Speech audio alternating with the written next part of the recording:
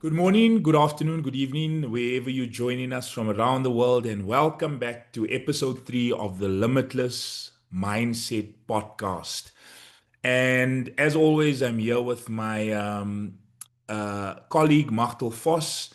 And today's title, or the topic of today's discussion, is how to resolve a dispute. And I don't think there's anyone that's better positioned to talk on this particular topic than Machtel, because she's been an attorney for the past 25 years. And over the years, she's seen hundreds or maybe thousands of different disputes. So, in terms of unpacking this, I think we're in really good hands. So, Machtel, I'm going to hand it over to you. And um, what is a dispute? Hello, Lee. Thank you. It's so exciting. I'm very excited about this topic. I am convinced that we are going to help a lot of people seeing things in a new way. Once again, and I must just say, I don't know whether it's a good or a bad thing, but I've had my fair share of dealings and disputes. Um, and once again, I went and looked what the word dispute means.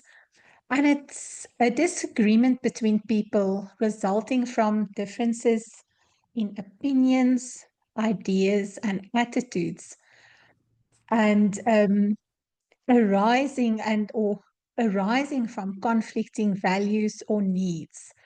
And it actually had me thinking for the first time about it from that point of view. And it struck me that all these elements mentioned, attitude, opinions, ideas, are all subjective. A couple of years ago, I attended a mediation course, which really transformed the way I see disputes. It was presented by Advocate Alan Nelson, SC, who, according to he himself, was a brutal litigator for many years or decades even. And he became a mediator, and he's actually probably considered the father of mediation in South Africa. And not only did he share a lot of knowledge, but he also shared a lot of wisdom. And his starting point is that we do not see things as they are. We see things as we are.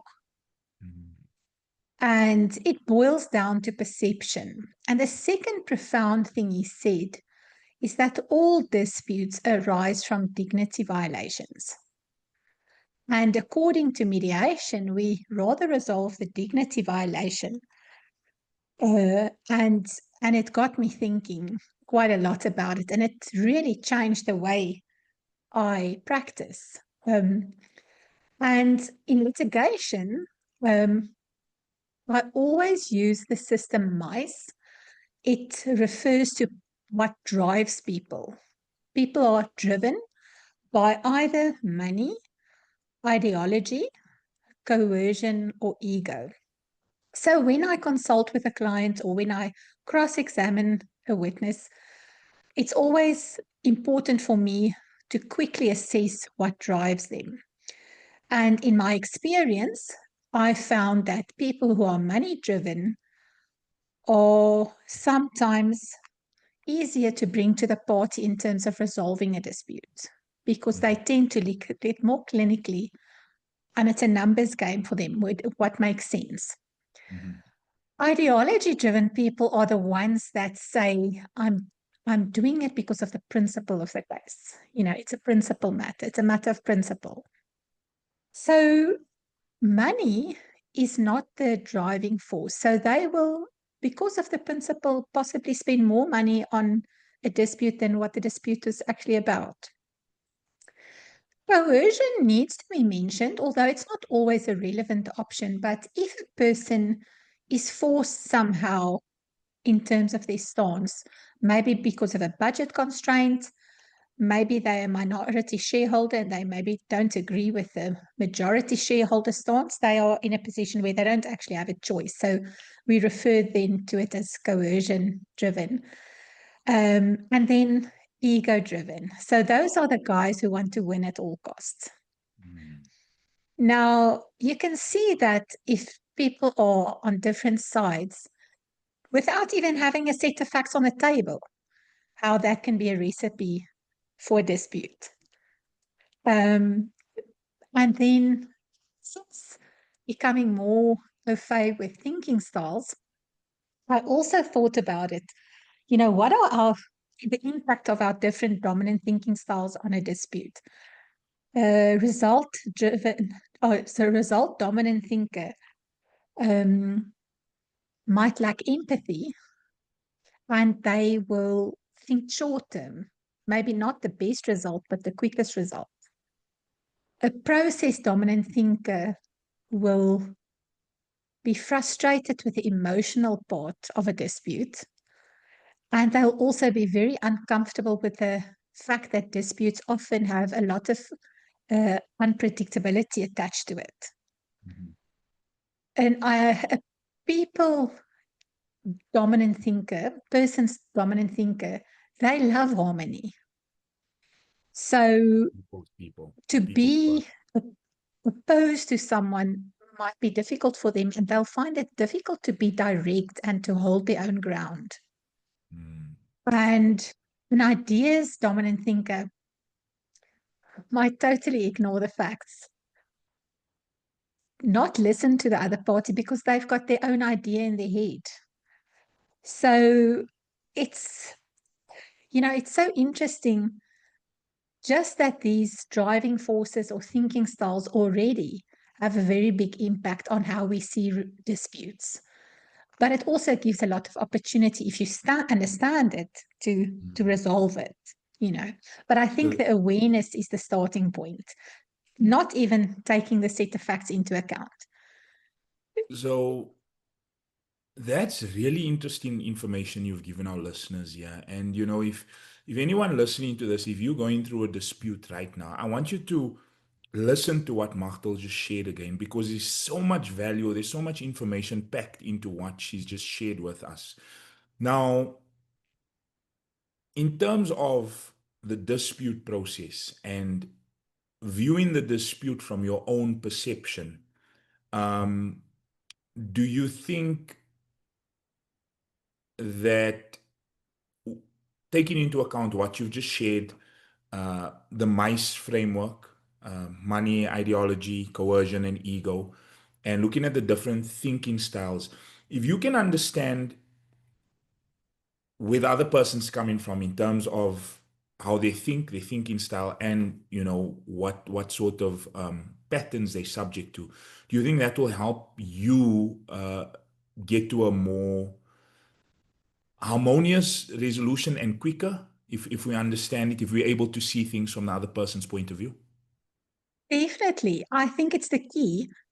Often if disputes are not resolved, people have to resolve to some system, Hmm. uh, whether it's a court system or a mediation system. And the difference between resolving it yourself and having to resort to a system like that is that those systems have an objective person, either in a litigation process making the decision on your behalf, where you actually lose control over the decision, Hmm. or in a mediation where it's just a facilitator trying to bring you to find common ground, where you are still in control of the system, but nevertheless takes a third party. And why? Because that third party is objective. But if you have the capacity to understand that both yourself and the other party see things differently, you've got the capacity to understand that your own viewpoint has its own blind spots. It will put you in a position where you won't see the other party's thinking style, for instance, as a negative, but rather as a positive, Hmm. because they actually complement each other, because the one makes up for the other one's blind spots. And Lee, I've been developing this concept of my moments of genius. We Hmm. all have genius in us. And I often see that people's moments of genius, when they're operating in their dominant thinking quadrant. So if you allow yourself to to think creatively about a possible solution, but also understand that that other person will have the opportunity to come up with a solution from their viewpoint. There's opportunity for really good solutions. But that requires a certain degree of humility, right? That requires, and I was listening very carefully. You use the word understand two or three times, and in preparing for our conversation here today, I came across a quote by Stephen Covey. Many of our listeners would probably know his work. He's written The Seven Habits of Highly Effective People. I think that's one of his best known pieces of literature. And he's got a quote. He says, most people don't listen to understand, they listen to respond. Now, that seems like such a simple statement, right? But in terms of what we share in here, most people are not listening to really understand what the other person's trying to get to or what their point of view. They're not trying to see the world through that person's eyes, through their perception. They're just listening to expand their ego, to literally reply, give a rebuttal or whatever it is. And I think the key thing, because I mean, obviously, you coming from a legal and a thinking style point of view, and in our discussion offline before this, I said to you, I'm going to try and come from a spiritual or mindset point of view. And the thing is, you hear with your ears. Now, we hearing things all day long. You hearing the neighbor's dog, you hearing someone else in the other room. We hearing things all the time, and we listen with our emotions. So listening is a deep thing, and I think we've all been in conversations, right, Machtel, where you're having a conversation with someone, but it really feels like they're listening to you because they go into that Mm. emotional place with you. They're not just hearing you. They're not just, oh, okay, yes, and just moving on in the conversation. They're really listening deeply. They're actively listening. And I think, as a coach or a mindset mentor, it's one of the best gifts anybody can have. And I know certainly in my profession is listen with your emotions, listen to understand. And I think, if we listen to understand, then we can see things from the other person's point of view. And even if we don't agree with it, at least that puts us in a better position uh, to maybe get them to our point of view if we can see life from their angle. What do you think of that comment on what you've shared? Um, Lee, I totally agree. And I've got two comments to make. Firstly, in mediation, we are taught that we do not start negotiating or to find common ground or physical, actual solutions that could be penned down before the dignity violations have not been cleared. And I think it's important to say because before those are not addressed, you, you find it difficult to listen to the other side. Because Then the, it, the person yes, who feels violated, there's a crime or yes, there's a violation against me, and you're not even acknowledging it. So I'm not even open to anything, right? yes. Yeah. So I think that is so important. And then the second thing is we have a saying that we often use, agree to disagree. Mm, mm, Because mm. sometimes a different party's perspective is just very far removed from yours, your needs, your values. But you have to find a way, and that I think is crucial, that you can get to a point where you can agree to disagree and try and move on regardless to a solution. Yeah. And Do you think sorry, do you, go ahead. do, do you think the process, and at the risk of sounding like a pastor or taking it in a bit of a different direction now, do you think the act of forgiveness is really important in terms of overcoming those dignity violations? Yes, yes, I think it is. I think it it it will make finding a solution so much easier if you can find it in your heart to forgive. And if I may, Mm. uh, you know, I would like to maybe mention a few things about mediation, but on this point, if a dispute goes so far as that it becomes a litigation process, a Yeah. court process, 99.9% of the process is of the system is process driven. Hmm. It's a how game. The Hmm. why and the who and the what are totally forgotten. Why something happened is not relevant for the Yeah. most part. Hmm. And that is what is so fascinating, because from a mediation point of view and from your point of view, from a mindset point of view, that is crucial. So it's just interesting to note that certain systems focus on certain portions Uh-huh. or certain elements, but a litigation process is a it's a process. It's not even result driven by any means.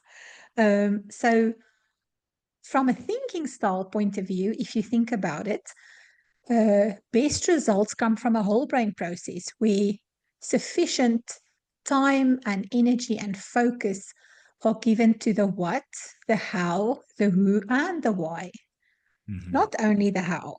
So, from a thinking style point of view, understanding what was wrong, understand the person on the other side of the dispute, the forgiveness is a large component, in terms of if you see the other person, the who becomes a whole brain process, not only one element of the four. Marto, really, you're giving our listeners so much value here. And I think, the ideas that you are sharing, at least from my perception, in terms of what you're going through, it's like a silver bullet, because if you are able to assess people and see where they're coming from, it's literally like a silver bullet. People get stuck in litigation or in mediation for years. I mean, there's someone that I was speaking to last week, 2 weeks ago, so a prospect. She's been in a divorce process for 4 years. 4 years, Yeah, Martha. And yeah, I mean, imagine the emotional turmoil, the financial outlay, what the kids are going through. I mean, it's crazy. And I think I want to, from a mindset and maybe from a spiritual perspective, I want to talk about this thing of forgiveness. I think we agreed from our discussion that, or Woodley, let me ask it outright. Would you say that unforgiveness is results in a lot of matters not being resolved amicably and quickly? yes, Unforgiveness. 100% correct. Now, resentment, right, or unforgiveness towards the other party, or guilt you carrying maybe about something you done previously in the relationship, whether it's a business relationship or a personal relationship. Guilt and resentment is probably two of the most negative emotions that anyone can carry, because think of it, resentment or unforgiveness is holding something towards somebody, holding something negative towards somebody about something they might have done 10 years ago. And the thing is, you cannot change it. They cannot change it. They did the best they knew uh, um, 10 years ago with the level of awareness they had. And I mean, it might have been an outlandish or a crazy act or something stupid, maybe in the case of infidelity or whatever it is. But that person did the best they could with the awareness I mean, if they knew better, they would do better, right? And, guilt and resentment is literally like throwing dust into a gust of wind that's blowing directly back at you, right? You know where the dust is going to end up in your face, right? So you've got to release that guilt and that resentment. And I was reading something, and I mentioned this to you earlier, but I was reading something for the past couple of days, and I want to actually read this to our audience here, because if we get into science and mindset and we look at this thing from a totally different angle, everything in the universe vibrates, right? And you know this, Machtel, because you've been studying the laws of the universe. Like even your hand right now, if you lift it up in front of you, it's vibrating. It looks solid, but if you go down to a local university, you put your hand under a microscope, you literally see particles dancing. We live in an ocean of motion. Everything is vibrating. And as a human being, you are in a vibration or a vibratory state. You have your body is vibrating all the time, and every a cell in your body has a negative and a positive pole. And I think our job, right, Machtel, is to get the positive side going because that's when we feel good. That's when we're in this positive, uplifted state where, you know, our energy is contagious. We feel good all the time. And I read this, and I want you to listen to this carefully. It says if you are in a negative vibration, you definitely will not attract positive people or positive situations into your life. They will, in fact, be repelled, right? Machtel, when you and I were growing up, what did our parents say? Soort soek soort, right? Like attracts like, you know. This author goes on further to say, however, if you are in a positive vibration, then everything of a like nature moves in your direction. So if this dispute, if this thing that might be going on for 4 years, it's certainly moving these individuals into a negative vibration because it's a heavy burden to carry and it's constantly fighting and I want this and you don't want to give it and this and it's this back and forth. It moves the parties into a negative vibration, and guess what they're going to attract to them? They're going to attract, as this author says, everything that's in harmony with that negative vibration. um What do you think of that particular point of view, purely from a mindset, scientific, and spiritual component? Lee, when I looked up the definition of the word dispute, it starts with the prefix dis. Yes. Yeah. And dispute comes from the Latin disputare. And the prefix dis it could have three meanings, either to negate or Mm-hmm. to take apart, or to um, uh, I forget the third one now, but I'll remember it just now. But it made me think of, and it's interesting that the word disagreement and dispute starts with a I've, prefix. And I've I actually got it up recall, here. I've got it up so here. So the first definition of that prefix "dis" is expressing negation. The yes, second definition is denoting reversal. reversal, yeah, And the third one is absence of an action or state. yes. So I very clearly recall a diagram that you often use, and Mhm. I think the heading is you either are uh, creating or disintegrating. Yes. And so the positive and the negative side. Mhm. And a dispute, according to that diagram of Yes. yours, that was also very impactful to me, will can only lead to dis-ease, which also, like you always say, is disease, or Yeah. disintegration. And not all, but and the ultimate ending of that is disintegration. So you cannot be, it's mutually exclusive. You cannot be creating and disintegrating. So you cannot be in a positive or and a negative state. So while you are in a negative state, you cannot be creative, you cannot be growing, you cannot be evolving. Mhm. And I think people do not realize this at first, and they don't realize what the result of that is, because otherwise I think they would think differently about Different. disputes. I think they see disputes in isolation. I can carry on with the rest of my life and have income and create income growth and mindset growth and so on. But I don't think so. And what I always say, I wanted to maybe mention it later, but I think this will be an opportune time. I always say to people to go and write down the cost of a dispute. And very often that comes very late in the game. I think even before you do anything else, Wow. Yeah. um, and the cost is time and energy and cost itself. And the time is how much time are you going to spend on it? And it's time that you could be spending on other things, growing a business, growing a family. The energy of uncertainty and worry. Mhm. And the cost is, and very few people think of their own cost. They think of the cost of legal Legal. representatives, Yeah. but you also have a cost attracted to you yourself. Take your monthly income, divide it by the amount of hours that you work every month, and you've got an hourly tariff, and Yeah. calculate what that cost is to you. Mhm. But it's not only the monetary cost, it's the time cost, it's the energy cost. And I think we were actually focused more now on the energy cost. It's a negative vibration, it's a negative state. So the cost component of being involved and staying involved in a dispute is far more than what people usually consider Do you think that moving into that negative energetic state is the biggest cost component? by far. And that's the one that Yeah. I think is actually not known.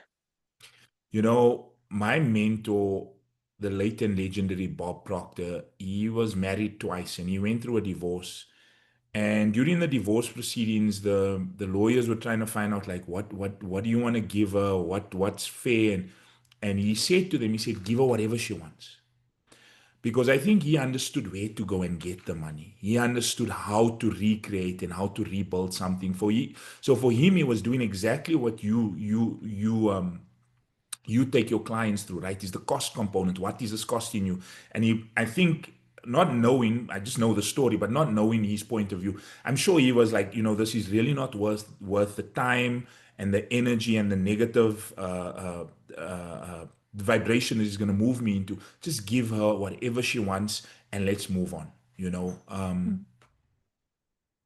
And it's also well, I think it's such a good example. And the systems that are known to us go off the basis that you give as little as possible Mhm. or just what you have to give. But it's not the only way to think about things. Um, you know, that's maybe a starting point. It's not the beginning and the end of it. But I mean, if you are seeing something, if you are truly seeing it from the other person's point of view and their struggles and their wishes and their dreams and their goals, and wouldn't we want to leave them with much more than the minimum or much more than, you know, if we truly, because I mean, that's a humane experience to see things or to see this dispute from the other person's point of view. And Mm. Yeah, there's just something. There's another story that hit me. I want to share with you. Um, so Bob, I mean, you've worked with me. I mean, you understand Bob's work. And Bob Proctor, many years ago, a friend of his, Mary Morris, he said, I've got this other good friend of mine, and she's going through a bitter divorce right now, and I'd really appreciate if you sit down and you have a coffee with her. And Bob told the story. He said, at that time I was so busy, I didn't have time to sit with this woman. But he said, this is a good friend of mine. I wanted to do something nice for, so I agreed to sit down with this lady. And the lady that he sat down with that morning for breakfast and coffee was a lady by the name of Cynthia Kersey. And he's sitting with her and he's saying, like, what are you going through? What are you struggling with that Mary's talking about? And she said to Bob, she said, I'm going through a really bitter divorce right now. And she says, I'm seeing a therapist. So obviously she was seeing a professional psychologist or whatever to navigate through the challenges. And she says to Bob, she says, this professional is telling me that I've really got to feel the hurt. I've really got to sit with this hurt for 6 months. I've got to feel it and process it. And Bob says he said, what do you mean? I think he might have even, dropped his fork on the plate and said, what do you mean? And she says, no, the therapist says I must feel it. But he says, why would you do that? And he says, find something bigger than the hurt that you're currently feeling and give all of your energy and attention to that. And from that idea that he shared with her at that table, she thought and she said, what would be bigger than the hurt I'm feeling this divorce? And she came up with an idea to build 100 homes partnering with Habitat for Humanity for single moms in some third world country. I can't remember where, Cuba or somewhere, but some third world country. And through the suggestion that Bob gave her there, she went and she built 100 homes for single parents in that particular area of the world. And she's since gone on. I mean, you can Google Cynthia Kersey's name if you're listening to this. She went on to create an organization called the Unstoppable Foundation. And she's doing such great work all around the world. I think when Bob was alive, because he had partnered up with her, they were building a school every 2, 3 weeks in Kenya, here in the Masai Mara, and giving kids um, running water and 3 meals a day and getting them into the personal development stuff that we study, Machtel, that sort of material coupled with the academic stuff. So, really making an impact on the ground. And that came from somebody not giving all of their energy to this dispute and deciding rather to channel it to something constructive, to forgive the situation, to let go of the situation and give all of your energy and focus to something constructive. I think that's a good suggestion for anyone listening to this. If you're in a dispute right now, give all of your energy and your attention to something that's bigger than that. Because remember, from a vibrational, energetic perspective, you are attracting things that you are in harmony with, and your only job is to stay in a positive vibration. Stay in a positive state so that you can get everything you want in terms of happiness, health, and wealth. You know, I think if we allowing that dispute to control where we at from a mental and emotional perspective, that situation, that person, that circumstance, they are literally in control of us. We like a yo-yo. They playing with us. They throwing us all over the show. Um, if you're listening to this, you want to stay in control of you. Martel? That is so profound. I have seen people who 10, 20 years down the line are still thinking the same things about the dispute. Even maybe the dispute has been finalized in a court of law, a court order was issued, but literally a decade or two later, they are still talking about it, talking Oh, about yeah. the effects that it had on them. And that's a choice. And there's no time limit where one day you're going to wake up and it's not going to be there. It's your choice. But um, that is that is such a great way to think about it. And it makes me think of the benefit of mediation. Also, something I learned is that, litigation looks backwards. It only looks at the history, Mhm. and the options for solutions are very limited. But mediation, a collaborative process, and it looks forward. So it has unlimited options of solutions. And for instance, rebuilding relationships, Mhm. uh, whether it's personal, even if you've gotten divorced, you can still have an amicable relationship. Rebuilding business relationships. So, and I think that ties in with the crux of what you said is looking forward. Mhm. It's looking to new horizons. It's Mhm. not looking back at the past and you're stuck in history. So sure, that is, I know that many people out there are going to make a decision on what is greater than the hurt. And often I think a dispute cannot be resolved because the person wants to make the other person feel the same way as they are They are feeling. feeling. Mm. Um, and they want to make them suffer, whether it's financially or emotionally or both. And, that is not the solution. That is You know, not for yourself or for the other party.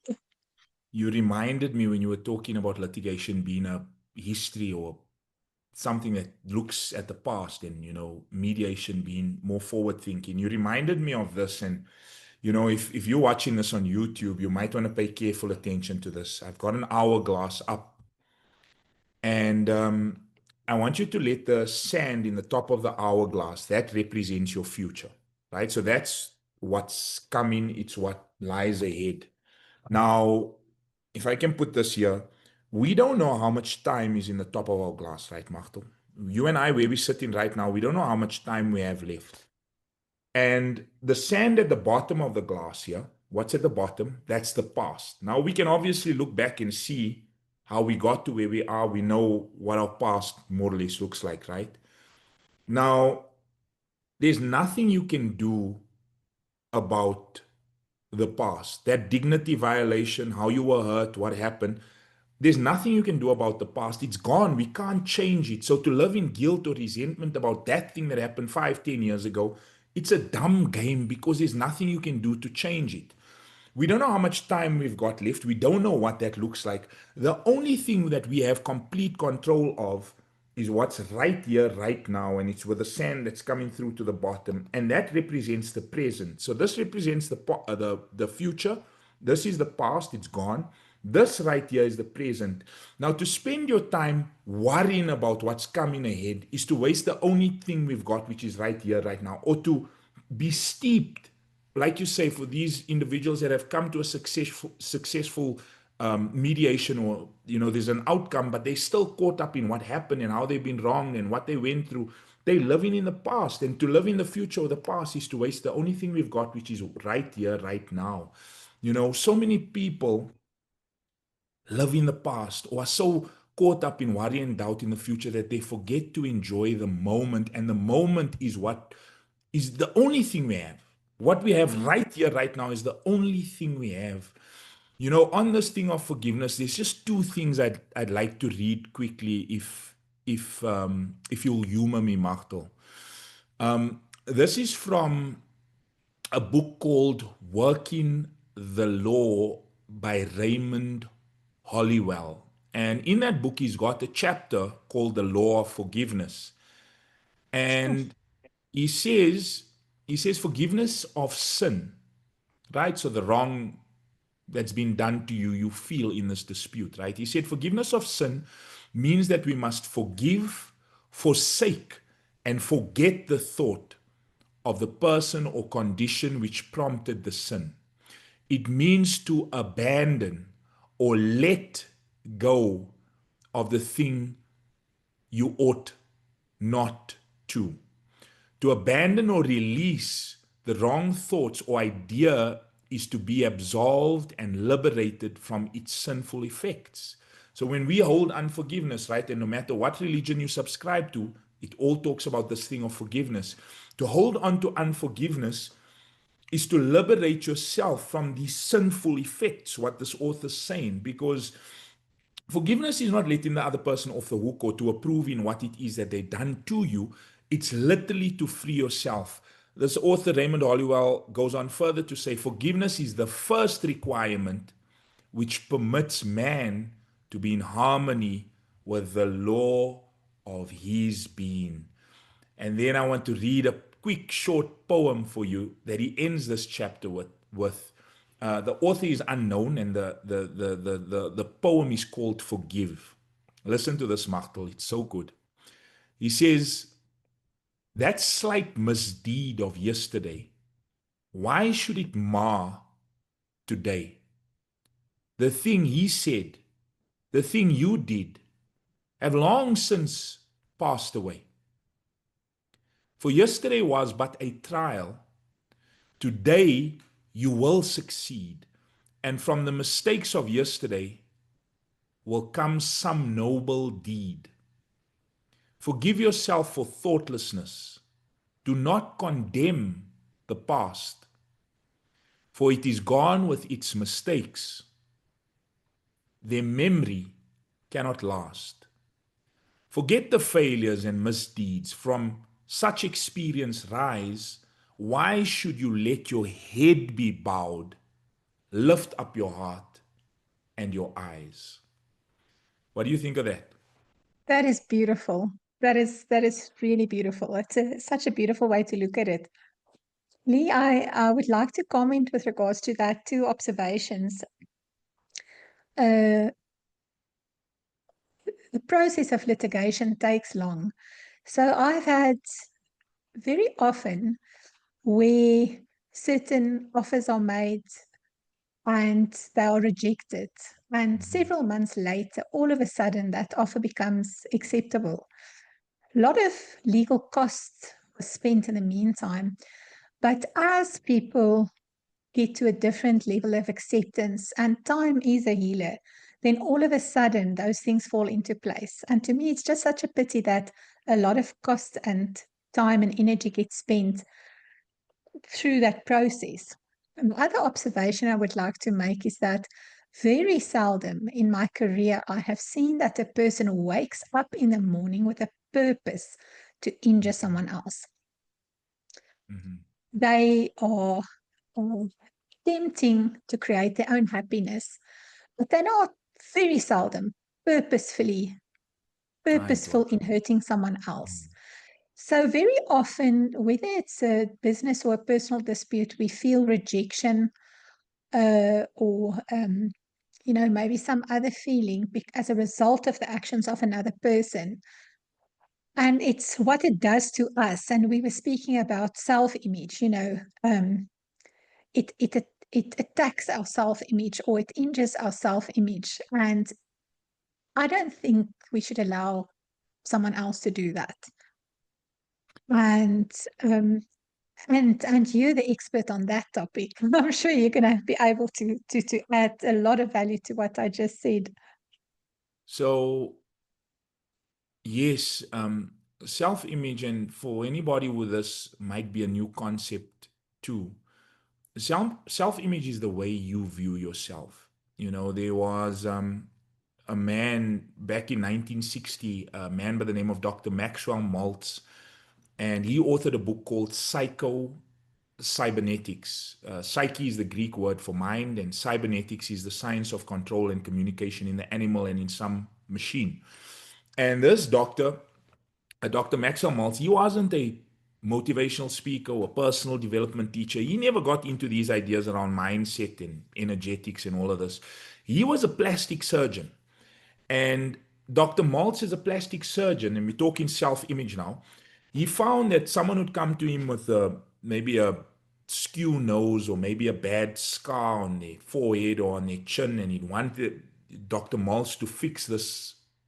This person would want Dr. Maltz to fix the problem, and he'd go ahead and he'd fix the problem with their face.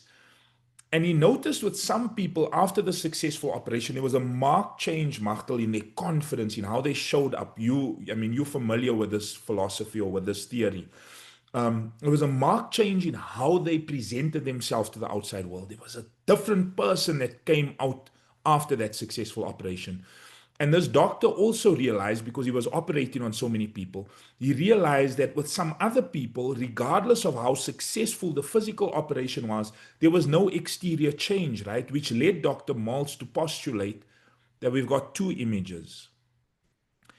You've got the image that comes back from the mirror, right? That's the way you walk and talk and dress and meet and greet people and how you show up in the outside world. That's one image. And then you've got another image which is inside, and that's your self image. It's how you see yourself. And ultimately, how you see yourself shows up on the outside.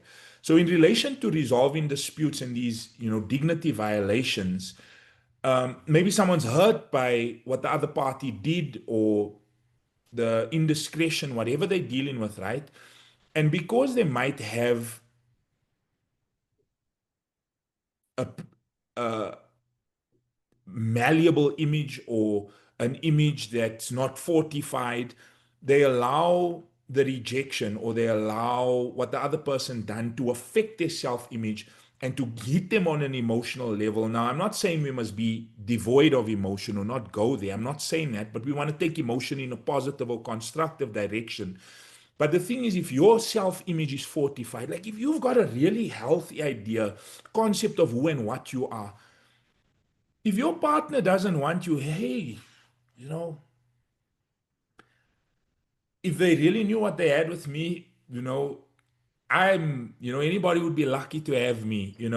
I've got so much to offer. Like, if you've got a really healthy concept of who and what you are, you won't be so winded by what the other person did. And I think, in terms of mindset, we've really got to fortify ourselves. We've really got to get our mindset, our self image to a level where we are not so susceptible to what society and other people think and say about us. My mentor Bob, he was such a giving man. He was such a good man. Like, he done so much good in the world. He helped so many people. But I seen him from stage share, and this is something that I've internalized in terms of my journey. He said from stage one at one seminar, he said, I'm not really concerned about what you think about me. He said, I like me. He says, I hope you like me. It's better that way. But if you don't like me, that's your business. It's your thing. I like me. And I think that's a good attitude for anyone to adopt is, fall in love with yourself. Get yourself to a point where your self-image is so healthy. It's operating at such a high level that you're really not going to be fazed by what your partner did, what they said about you, because you're in a good space. And is there anything you want to add on that, Machtel, maybe before we bring this in for a landing? Um, Noli, I think that is so valuable. I think if people see it from that point of view, they'll easily walk away from being embroiled or staying embroiled in a dispute. So that is exceptional value, and I know that is going to change a lot of people's way of thinking about. Um, they're going to see it differently after having heard this. That is really magnificent.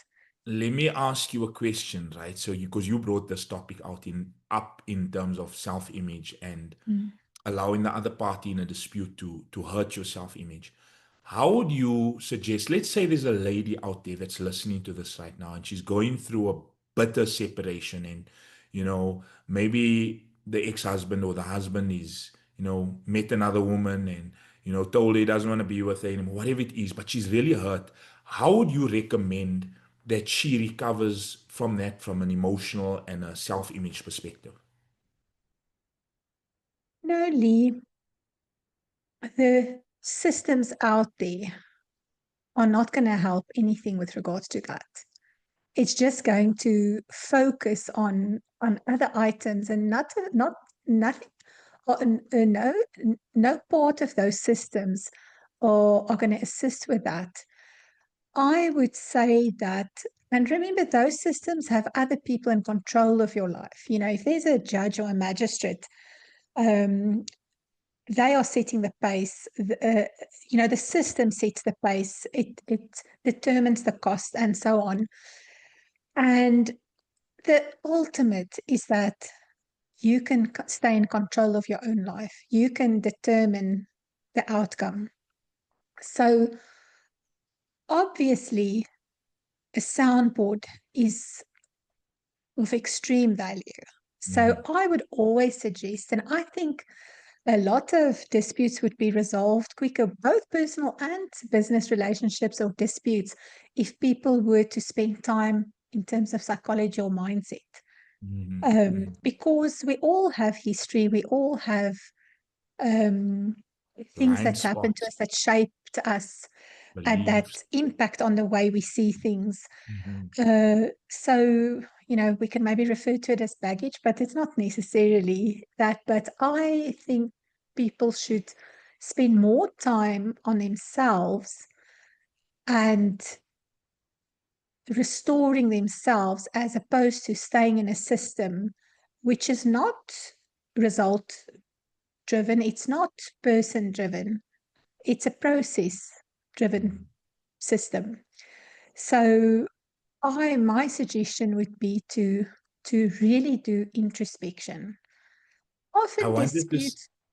I wanted to say, if I may, Martel, sorry to break your word. No, I think what you essentially saying to that woman is go within. yes, yeah, yeah. Introspection and often Disputes also have a component of a lack of accountability from ourselves to ourselves. Mhm, mhm. We want to prove the other person wrong, and we want to prove ourselves. And very seldom it's 100%, 0%. The one person is 100% wrong, the other person is 0% wrong. Very often it's a combination if it's about a set of facts. So starting with yourself, taking stock of your own accountability, etc. That's a very good starting point, and it may limit the duration or the cost or the extent of a dispute to a very large extent. Martel, I'm just looking at the time here, and this has been such a really, I've enjoyed this discussion, this conversation with you. I just want to thank you for coming up with this topic, for setting the framework of our discussion here today, because I've really enjoyed this. And I'm going to share this far and wide because I think there's so much value in what you've shared here for people out there in the world that are struggling with disputes. So thank you, Martel, and once again, it's been an absolute pleasure. Anything you want to add before we end this? Yes, please, Lee. Human laws are there to restore the balance so that people don't take the law into their own hands. Mhm. But unfortunately, human laws are flawed and inconsistent, and those are the systems that are more commonly known to us. But your system is a system based on universal laws, scientific laws, and there are no flaws and no inconsistency in it. For instance, the law of vibration that you spoke about, the law of attraction.